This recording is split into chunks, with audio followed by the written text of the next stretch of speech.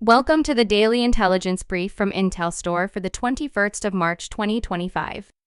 In today's top renewable energy news, Colombia's fledgling offshore wind power segment is drawing interest from both private and public lenders.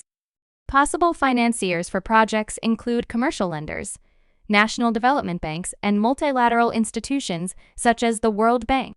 The appetite for bankrolling the nascent sector in Colombia extended to the IDB and private banks. In some markets around the world, export credit agencies play a strong role in supporting early-stage offshore wind development projects as well.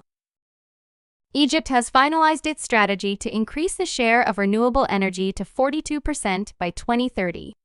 The announcement was made by Minister of Petroleum and Mineral Wealth, Karim Badawi, during the Berlin Energy Transition Dialogue 2025. The strategy focuses on developing solar and wind energy projects in the Gulf of Suez. This includes a 500-megawatt wind power plant built in partnership between the Egyptian Electricity Transmission Company and Siemens Gamesa.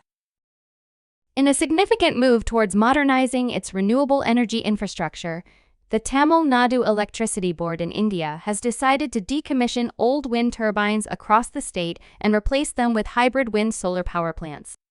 The initiative, to be implemented through a public-private partnership model, aims to boost energy efficiency and harness the complementary nature of solar and wind power.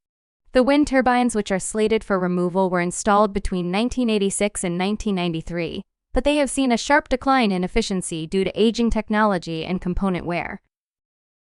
The government last week asked the Ministry of Industry and Trade in Vietnam not to push back priority of gas-fired power and offshore wind power ventures.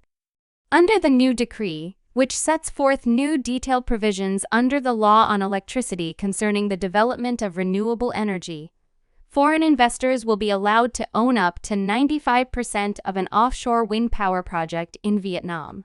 To qualify to invest in a project, a foreign investor must meet several conditions in terms of experience, financial capacity, participation of domestic enterprises, authority consensus, as well as commitment to using domestic resources. On Friday, the Polish government has approved draft legislation that would ease the rules to build onshore wind farms. The move is seen as a key step in delivering on a 2023 election pledge to boost power production from renewable energy sources. The new rules, which still need to be approved by the full parliament, cut the distance required between planned installations and residential locations. Additionally, permitting will remain more restrictive for projects close to national parks and protected natural areas. You can learn more about all of IntelStor's market and sales intelligence offerings at www.intelstor.com and subscribe to our channel today.